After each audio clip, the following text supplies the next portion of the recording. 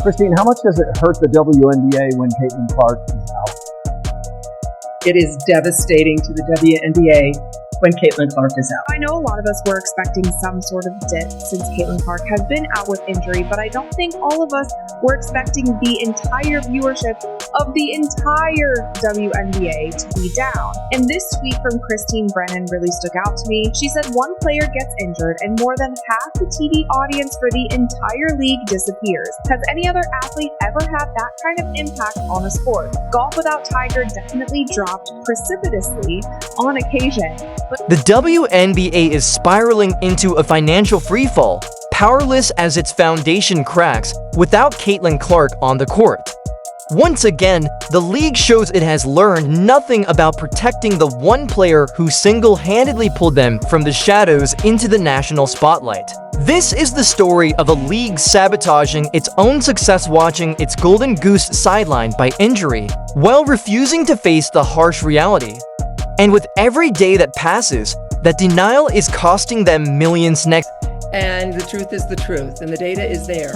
And what we saw when Caitlin was out the last time, the 5 games that she missed earlier in the season, the WNBA's viewership dropped more than 50%. Not just the Fever, but the entire league. In this era of manufactured drama and non-stop social media controversy, facts are as rare as a sold-out WNBA game without Caitlin Clark.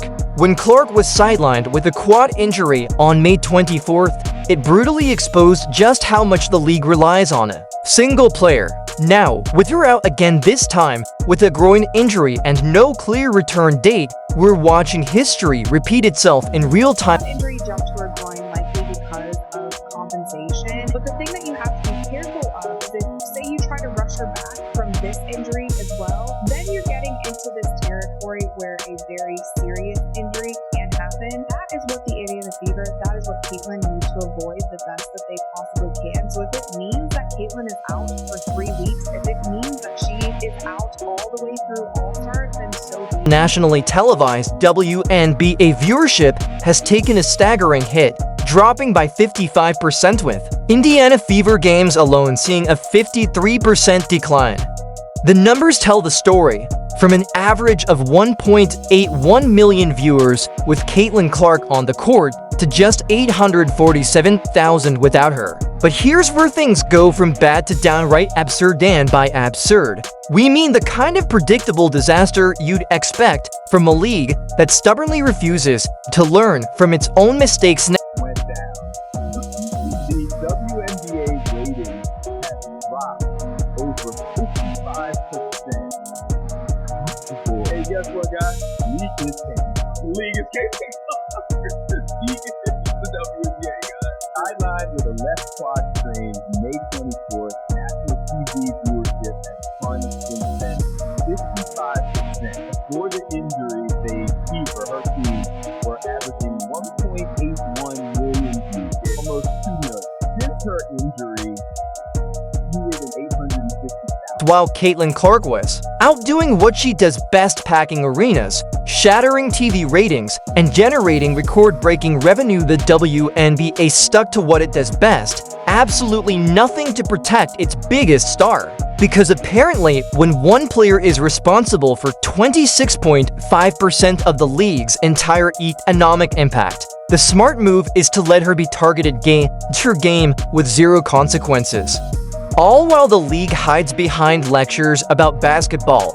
News is alarming for the league, and it's alarming for the league because this is such a crucial year for the WNBA. At the end of this season, the WNBA will go into CBA negotiations. If negotiations go well, then every single player in the WNBA has a much better chance of making so much more in their next contract. And that's one thing when you start thinking about how many people stopped watching when Caitlin Clark got injured. A lot of people stopped watching because they are boycotting the WNBA. They don't want to give viewership to any other teams or any other players, whether they like other players on the team or not, because of how the media and the league itself has handled Caitlin Clark and how they've treated her fans.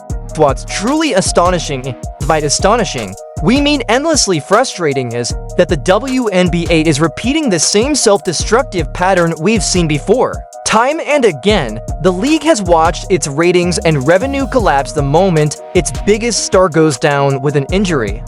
And yet, here we are again. It's like watching someone burn their hand on a hot stove, only to turn around and do it all over again, acting shocked when the outcome is exactly the same. What's really concerning about this is the fact that we are only a month into the regular season, and Caitlin Clark has already been out with 3 injuries. With the first one being her having to miss some time with a left quad sprain. Now, of course, this is concerning because if you're already on your second injury, you don't want to be that player that is always hurt. Off injury. So I really do hope that the Fever will just put out right now for a while, only because you don't want her to have more long-term injuries and be more prone. If you're enjoying this breakdown, make sure to subscribe. The financial fallout has been swift and brutal. Ticket prices for Indiana Fever games have plummeted by a jaw-dropping 71%, with some dropping from $860 to just $250. The average ticket price for games. Caitlin Clark missed nosedived from $1,370 to just $80, a staggering drop that makes it crystal clear who's really driving fan interest in the WNBA road games that were moved to larger arenas just to accommodate the overwhelming demand for Clark are now struggling to fill even half the seats. Case in point, the highly anticipated Chicago Sky vs. Fever rematch. Once a must-see event that drew 2.5 million viewers, ticket prices have now collapsed from $210 to just $95. All of this underscores one harsh reality: the league's financial engine is Caitlin Clark, and without her, everything stalls. Watch WNBA games in history, but without Clark, it becomes just another game that casual fans have no interest in watching. Bro, congratulations to the WNBA. Your ratings are going to drop by 55 to 60% once again, I believe. The WNBA have successfully broken Caitlin Clark. Christine Brennan, the veteran sports journalist whose upcoming book on her game, Caitlin Clark and the Revolution in Women's Sports, has emerged as one of the loudest and clearest voices criticizing the WNBA's failure to protect its biggest star. In a searing post after yet another cheap shot on Caitlin Clark, journalist Christine Brennan wrote, "The WNBA continues to fail to meet the moment. People are watching like never before, and this is what they see." Her words cut to the core of the league's dysfunction.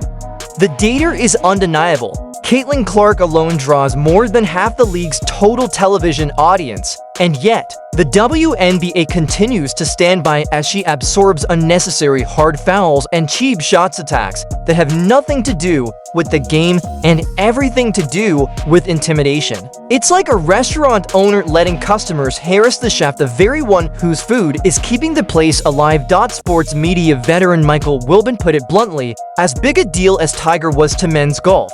When he left, ratings dropped, but not like this. Michael Jordan's absence maybe dropped ratings by 5%. But nothing compares to Caitlin Clark's impact on the WNBA.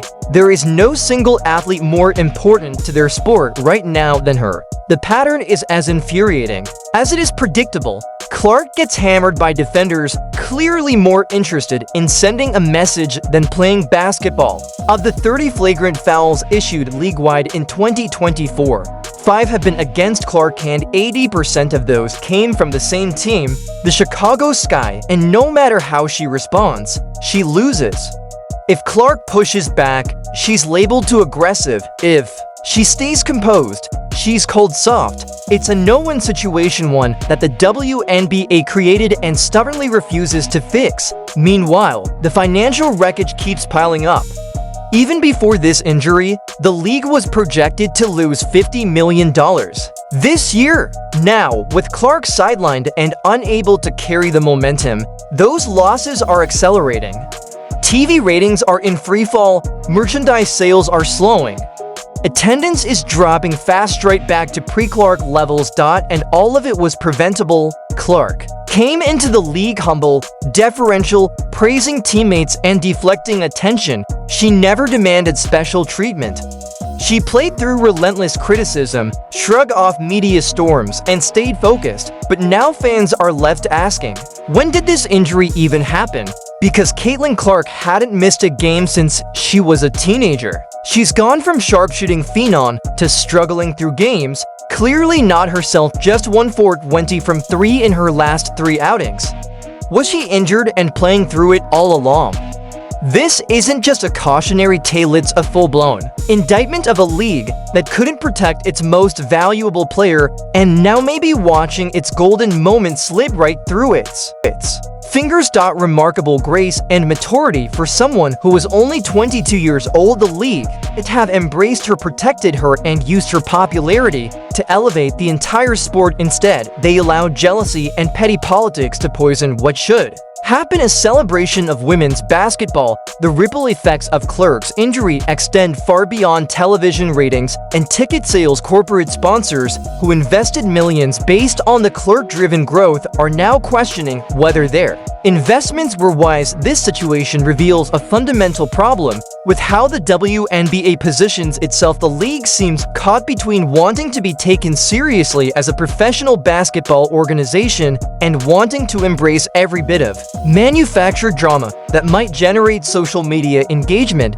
You can't have it both ways. Professional leagues protect their stars and maintain competitive integrity. High school drama clubs manufacture controversy and hope someone pays attention. Thing I admire about Caitlin, she's a warrior, she's tough. You hear me, bro? You just don't see players. You don't see female basketball players like her. I'm sorry, I didn't see a lot of female basketball players. Like I said, the comparison to other professional sports leagues is stark and embarrassing. Can you imagine if the NBA allowed players to spend months targeting LeBron James with dirty plays while claiming it was just a competitive basketball? The league would shut that down immediately and issue suspensions faster than you could say flagrant foul. But the WNBA seems perfectly content to let this destructive pattern continue, apparently believing that any attention is good attention. The league's failure to protect Clark has created a toxic environment where fans are refusing to watch other WNBA games because they've lost trust in the competitive integrity of the sport. When your own fans are saying they won't watch games without your biggest star because they don't trust that the games will be fairly officiated, you have a serious credibility problem that goes far beyond ratings and revenue. To clean up, I believe the physicality into all this hacking and fouling that goes on, she getting blindsided by Marina Maderi. I think all of this stuff is having a wear and tear and an impact, and all you guys are doing are hurting yourselves because the numbers are going to drop and drop and drop, and trust me, when it's time for that collective bargaining agreement, they are going to point to this and say, well, how can we give you guys all this money? What happens if she gets hurt? What makes this situation even more infuriating is that the WNBA has had multiple opportunities to course correct and they failed. Every single time. Each incident involving Clark should have been a wake-up call for the league to establish clear standards about player protection and competitive integrity. Instead, each incident has been met with the same tired responses about basketball plays and letting the players play. The irony is that Clark's injury, the very thing the league should have been working to prevent, has provided the clearest possible evidence of her value to the organization. The 55% drop in viewership isn't subtle yet. Even with this crystal clear evidence, there's little indication that the WNBA has learned its lesson. League officials continue to make statements about competitive balance and letting players be physical if hard fouls and dirty plays are somehow essential to the sport. They continue to treat routine basketball plays involving Clark as major incidents while ignoring actual dangerous plays committed against her every day because of the way they play the game. Because I love the WNBA, I love the way they play the game, but we really watching because Caitlin Clark and everybody watching now listen. If I keep bumping her, knocking her down, might get a concussion. You might hurt her for real. For 2 weeks she was done with like a hamstring. She was down 55% of the viewership was down She comes back the next game, it's about 3 million viewers. Now let me tell you something, growing up in the hood they teach you this: always protect the money, y'all keep hurting her and all that. She gone for a year or two, ain't nobody gonna watch it. If nobody watches, how are y'all going to make and generate money? The solution to this crisis isn't complicated, but it requires the WNBA to make some hard decisions about what kind of league they want to be. If they want to be taken seriously as a professional basketball organization, they need to start acting like one. They need to establish clear guidelines about player protection and enforce them consistently. They need to stop allowing manufactured controversies to overshadow the actual basketball being played. Most importantly, they need to recognize that their biggest stars, especially the ones who actually fill arenas and drive television ratings, deserve protection from the kind of targeting and harassment that serves no purpose other than generating social media drama. The ongoing collapse in viewership, attendance, and revenue without Clark serves as a harsh reminder of what the WNBA was before she arrived and what it will become again if they don't change their approach. The league averaged just 555,000 viewers this season without Clark, well below last year's average of 670,000. These numbers represent a return to the pre-Clark era of empty arenas and irrelevant games that nobody outside of hardcore fans bothered to watch. What I saw walking to the game is what the media don't see: thousands of kids wearing what Gill kids?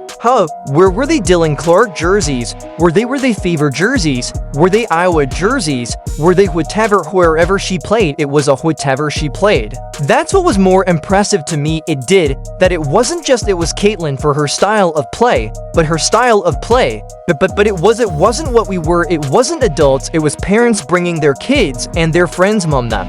Seats was kids filled, right? And that's what they don't grasp that part of it. The most tragic aspect of this entire situation is that it didn't have to happen this way. With proper protection and promotion of their star player, the WNBA could have used Clark's popularity to build a sustainable foundation for long-term instead of building sustainable growth. The WNBA has constructed a fragile house of cards, one that collapses the moment its biggest star steps off the court.